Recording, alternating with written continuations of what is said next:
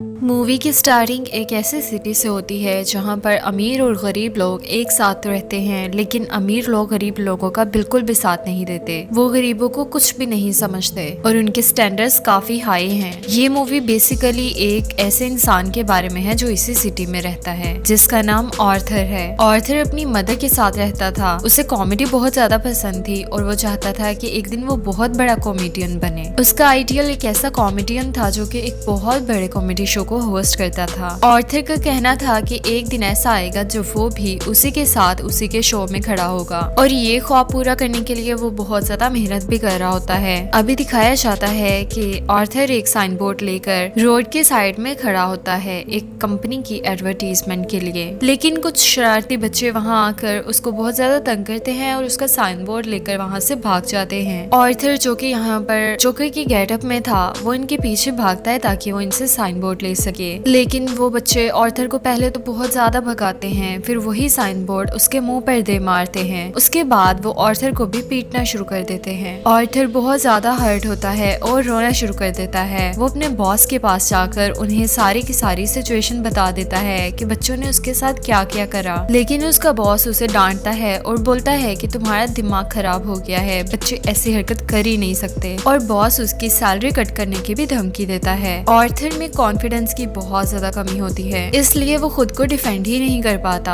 अब वो काफी सैड होकर वहाँ से आ जाता है। वो यही सोचता रहता है कि क्या मैं इतना बुरा हूँ कि कोई भी मेरी बात पर ट्रस्ट नहीं करता। अब आर्थर घर आने के बाद डांस करने लगता है। यहाँ पर हम देखते हैं कि उसकी बॉडी काफी ज्यादा वीक होती है। अब आर्थर अपने एक कोलीग के साथ वही बच्चों वाला मैटर डिस्कस करता है, तो वो कोलीग सैड होकर कहता है कि ये तो बहुत ज्यादा गलत हुआ, तुम्हें अपनी हिफाजत करनी चाहिए। इसी के साथ ही वो आर्थर को एक गन दे देता है और बोलता है कि इसे अपने पास रख लो, ये तुम्हारे बहुत काम आएगी। आर्थर उसे लेने से इनकार भी बहुत करता है, लेकिन वो आदमी जबरदस्ती उसे गन थमा देता है। आर्थर वहाँ से घर के लिए निकलता है। बस में उसके सामने एक बच्चा बैठा होता है। वो उस बच्चे को हंसाने की कोशिश करने लगता है, तो वो बच्चा जोर जोर से हंसने लगता है। इस बात पर उस बच्चे की मदर को बहुत ज्यादा गुस्सा आ जाता है और वो आर्थर को डांट देती है, लेकिन उस मदर के डांटने के बावजूद आर्थर हंसने लगता है, जिससे हमें ये पता चलता है कि आर्थर को कोई सीरियस साइकोलॉजिकल इशू होता है, जिसकी वजह से वो अपनी हंसी को कंट्रोल नहीं कर पाता और उसे किसी भी बात पर अचानक से हंसी आ जाती है। बस में बैठी औरत जब उसे गुस्से से घूरती है तो वो उसे एक कार्ड देता है जिसके ऊपर उसकी डिजीज के बारे में लिखा होता है। वो घर वापस आकर अपनी मेडिसिन लेने लगता है। आर्थर जो कि बहुत ज्यादा गरीब था और उसकी मेडिसिन बहुत ही ज्यादा कॉस्टली थी, इसलिए वो गवर्नमेंट के इशू करे हुए कार्ड के थ्रू फार्मेसी से मेडिसिन लिया करता था। एक दिन वो अपनी साइकेट्रिस्ट के पास जाता है, तो वो उससे बोलती है कि मुझे अपनी डायरी दिखाओ ताकि मैं देखूं तुम क्या क्या लिखते रहे हो। वो डायरी देखती है तो उसमें बार बार उसने एक ही बात लिखी होती है कि मैं उस तरह से नहीं मरना चाहता जिस तरह से मैंने जलील होकर जिंदगी गुजारी है। अब दिखाया जाता है कि आर्थर जब घर जाता है तो उसकी मदर उससे पूछती है कि क्या थॉमस की तरफ से कोई लेटर आया, तो आर्थर बोलता है कि नहीं, आज भी नहीं आया। इनफैक्ट थॉमस को इस मूवी में एक बहुत ही बड़ा बिजनेसमैन दिखाया गया है। वो बहुत ज्यादा रिच होता है और लोग उससे बहुत ज्यादा डरते हैं। आर्थर की मदर बोलती है कि अगर थॉमस को हमारी कंडीशन के बारे में पता चला तो वो हमारी हेल्प जरूर करेगा। अब सीन्स शिफ्ट होते हैं नेक्स्ट डे पर, जहाँ पर आर्थर को एक सिंगल मदर मिलती है। उसके साथ उसकी एक बेटी भी होती है। वो आर्थर को काफी अच्छी लगती है। अब आर्थर घर आ जाता है तो उसकी मदर दोबारा से लेटर के बारे में पूछती है। आर्थर कहता है कि हमें उसकी परवाह नहीं करनी चाहिए, वैसे भी हमारा उससे क्या कनेक्शन,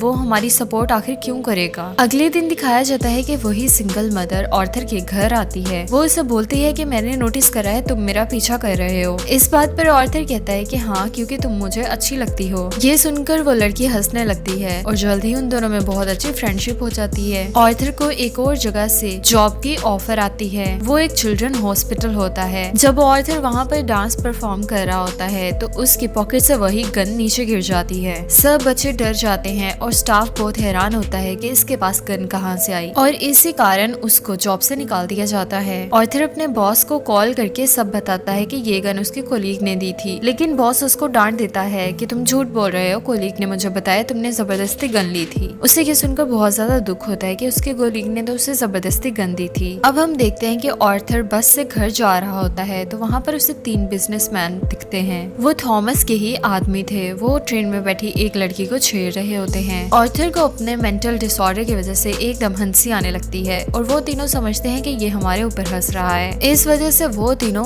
ऑर्थर को इतना मारते हैं कि उसके मुंह से खून आने लगता है। ऑर्थर उन्हें समझाने की कोशिश तो बहुत करता है लेकिन वो उसकी एक नहीं सुनते। ऑर्थर को अब बहुत ज्यादा गुस्सा आ जाता है। वो अपनी गन निकाल कर इन तीनों को शूट कर देता है। डर के मारे वो वहाँ से भागने लगता है कि उसने 3 लोगों का मर्डर कर दिया है। वो खुद को एक बाथरूम में लॉक कर लेता है। पहले तो वो बहुत ज्यादा डर रहा था लेकिन अचानक से वो डांस करने लगता है। ऐसे लग रहा होता है जैसे अब उसे कोई रिग्रेट नहीं है और वो काफी सुकून में हो गया है। अब जैसे ही वो घर आता है तो टीवी पर न्यूज चल रही होती है। थॉमस न्यूज कास्टर को बता रहा होता है कि जिन 3 लोगों का मर्डर हुआ है वो मेरे आदमी थे और न्यूज ये आ रही है कि उन्हें किसी जोकर ने मारा है। अब यहाँ पर जो गरीब लोग होते हैं वो उन तीनों का मर्डर पर अफसोस करने की बजाय जोकर का साथ दे रहे होते हैं और वो सब जोकर के रूप में ही उन अमीर लोगों के खिलाफ स्ट्राइक कर रहे होते हैं। वहाँ से जोकर जब अपनी साइकेट्रिस्ट के पास जाता है तो वो उसे बताती है कि हम आखिरी बार मिल रहे हैं क्योंकि गवर्नमेंट ने हमें फंड देना बंद कर दिया है और अब मैं मजीद आपका फ्री इलाज नहीं कर सकती। इस बात से ऑर्थर बहुत ज्यादा टूट जाता है और उदास होकर बाहर आ जाता है। अब हम ऑर्थर को देखते हैं जो कि एक कॉमेडी शो में लोगों को हंसाने की कोशिश कर रहा होता है लेकिन वो ऐसा कर नहीं पाता और परेशानी में उसे जोर जोर से हंसी आने लगती है। इस वजह से उसका शो खराब हो जाता है और वो घर वापस आ जाता है। उसकी मॉम ऑर्थर को बोलती है बेटा ये लेटर थॉमस के नाम पे पोस्ट कर दो। जब वो लेटर को पढ़ता है तो उसे जरा भी यकीन नहीं आता। वो अपनी मदर के पास जाकर बोलता है कि आपने मुझसे ये सब क्यों छुपाया। उसकी माँ बोलती है कि बेटा ये सब मैंने जानबूझकर नहीं करा। मैं और थॉमस एक दूसरे को बहुत ज्यादा लव करते थे। हम दोनों शादी भी करना चाहते थे लेकिन मैं बहुत गरीब थी और वो बहुत ज्यादा अमीर था और हम सोसाइटी के डिफरेंसेस की वजह से शादी ही नहीं कर पाए। अब ऑर्थर अपने बाप को मिलने के लिए चला जाता है। जब वो थॉमस के घर पे पहुंचता है तो वहाँ पर थॉमस का अपना बेटा खड़ा होता है। ऑर्थर उसके सामने बच्चों जैसी हरकतें करके उसे भी हंसाने की कोशिश करने लगता है लेकिन तभी वहाँ पर थॉमस का वर्कर आ जाता है और वो बच्चे को बोलता है कि स्ट्रेंजर्स के साथ बात नहीं करनी। वो ऑर्थर को भी वहाँ से जाने को बोलता है लेकिन ऑर्थर बोलता है कि मैं सच्चाई से पर्दा हटाए बगैर यहाँ से नहीं जाऊंगा। मेरी माँ ने यहाँ पर थॉमस के पास 30 इयर्स के लिए काम करा। वो दोनों एक दूसरे को बहुत ज्यादा पसंद भी करते थे और मैं किसी और का नहीं बल्कि थॉमस का ही बेटा हूँ। इस बात पर वो वर्कर बोलता है कि तुम और तुम्हारी माँ दोनों पागल हैं और तुमने और तुम्हारी माँ ने ये स्टोरी खुद से ही बनाई है। थॉमस का तुम लोगों से कोई लेना देना नहीं है। ये सुनकर ऑर्थर को बहुत ज्यादा गुस्सा आता है। वो गुस्से में वहाँ से चला जाता है। जब वो घर वापस आता है तो वो देखता है कि उसकी मदर पर किसी ने अटैक कर दिया है और सब उन्हें हॉस्पिटल शिफ्ट कर रहे थे। ऑर्थर जब हॉस्पिटल के बाहर बैठा होता है तो उसके पास 2 पुलिस ऑफिसर्स आते हैं। वो ऑर्थर से पूछते हैं कि ट्रेन में उस दिन जो 3 आदमी मरे थे क्या तुम उनको जानते हो। लेकिन ऑर्थर बोलता है कि नहीं मैं उन्हें कैसे जानता हूँगा। यहाँ ऑर्थर को पता चलता है कि इन्होंने उसकी मदर से भी सेम ही क्वेश्चन करा था जिसकी वजह से उसकी मॉम को अटैक हो गया था। अब वो अपनी माँ के पास आ जाता है। तभी वहाँ पर सिंगल मदर भी आती है। सामने टीवी पर एक न्यूज चल रही होती है जहाँ वही ऑर्थर का फेवरेट कॉमेडियन होस्ट होता है। ऑर्थर काफी शौक से उसके शो को देखने लगता है लेकिन देखते ही देखते उसे अपना ही फेस टीवी स्क्रीन पर नजर आने लगता है। बेसिकली ऑर्थर का फेवरेट कॉमेडियन उसका मजाक उड़ा रहा होता है। ये उसी शो का सीन था जिसमें ऑर्थर को अचानक से हंसी आ गई थी। ये देखकर ऑर्थर को काफी ज्यादा हर्टिंग फील होता है कि मेरा ही फेवरेट कॉमेडियन मेरा मजाक उड़ा रहा है क्योंकि उसे तो उससे इंस्पिरेशन मिलती थी। ऑर्थर को बिल्कुल भी यकीन नहीं आता।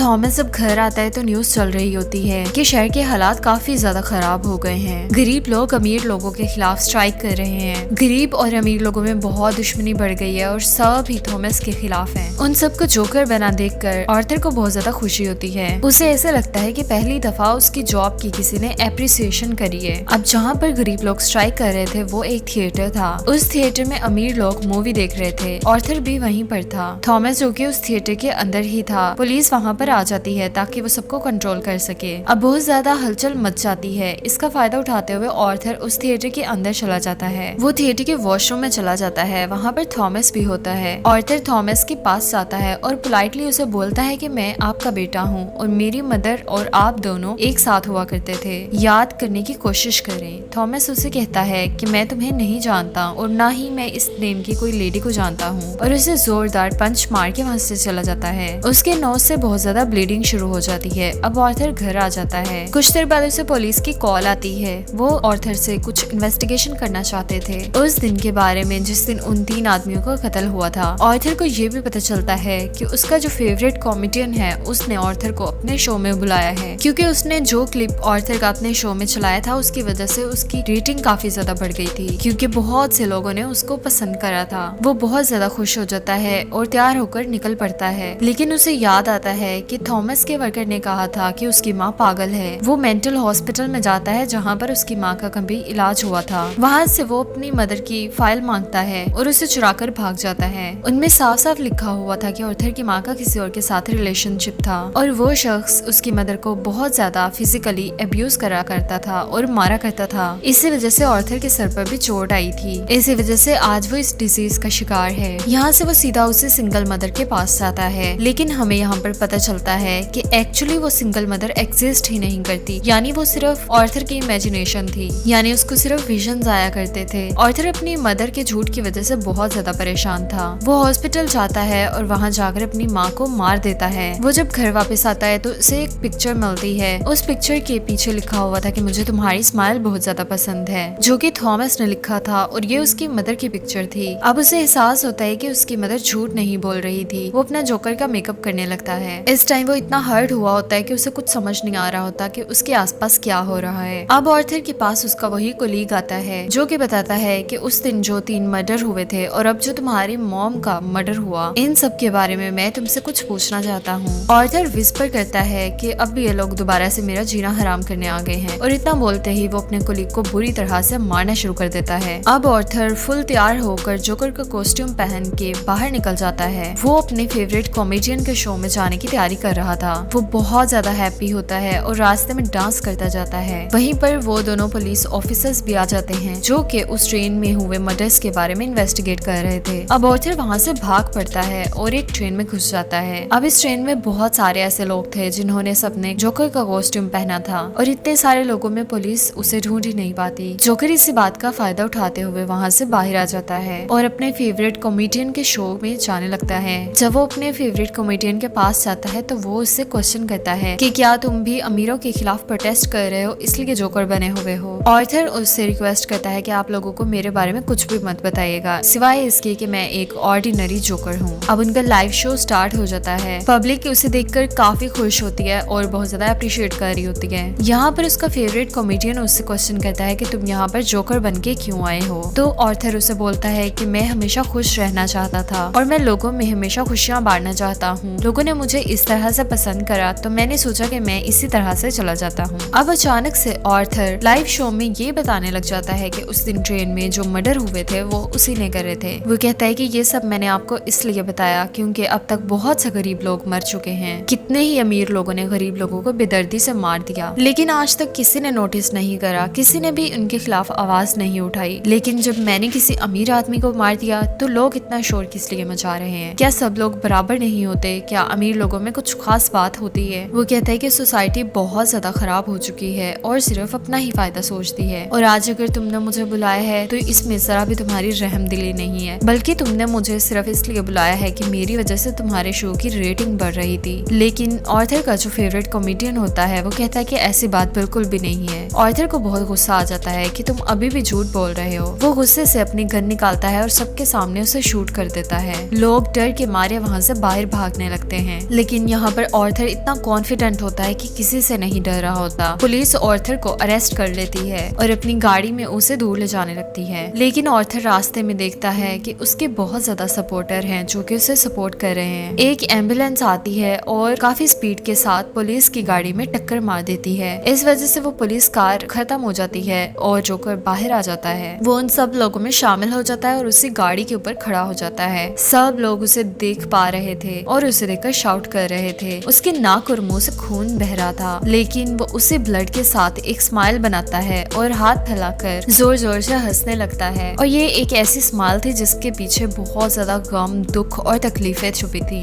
वो इन सब का हीरो बन चुका था और वो बहुत ज्यादा खुश था क्योंकि फाइनली लोग उसे अप्रिशिएट कर रहे थे। अब दूसरी तरफ दिखाया जाता है थॉमस को जो कि अपनी वाइफ और अपने बेटे के साथ शहर को छोड़ के जा रहा होता है। लेकिन तभी साइड में खड़ा एक जोकर उन दोनों को शूट कर देता है, लेकिन उनके बेटे को कुछ भी नहीं कहता। अब सीन्स शिफ्ट होते हैं ऑर्थर पर जो कि एक साइकियाट्रिस्ट के पास बैठा होता है। वो वहाँ पर बहुत ज्यादा हंस रहा होता है तो साइकियाट्रिस्ट पूछती है कि बिला वजह तुम इतना क्यों हंसते रहते हो। तो ऑर्थर कहता है कि आप इस फीलिंग को कभी समझ नहीं पाएंगे। ये कहकर वो वहाँ से बाहर आ जाता है और उसके जूतों के नीचे खून लगा हुआ था। यहाँ पर हम देखते हैं कैसे एक अच्छा इंसान एक मर्डरर बन गया। इससे हमें ये भी लेसन मिलता है कि अगर किसी के साथ बहुत ज्यादा बुरा होता रहे तो वो बुरा ना भी हो तो एक दिन जरूर बुरा बन जाता है। उसे जितनी अजियत मिली, उसे जितना टॉर्चर करा गया, एक दिन वो एक पत्थर दिल इंसान बन ही गया। इसी के साथ मूवी का दी एंड हो जाता है। अगर आपको मूवी अच्छी लगी हो तो लाइक, शेयर और सब्सक्राइब करना मत भूलिएगा। अगर आप किसी और मूवी का एक्सप्लेनेशन चाहते हैं तो कमेंट्स में जरूर बताइएगा। Thank you for watching.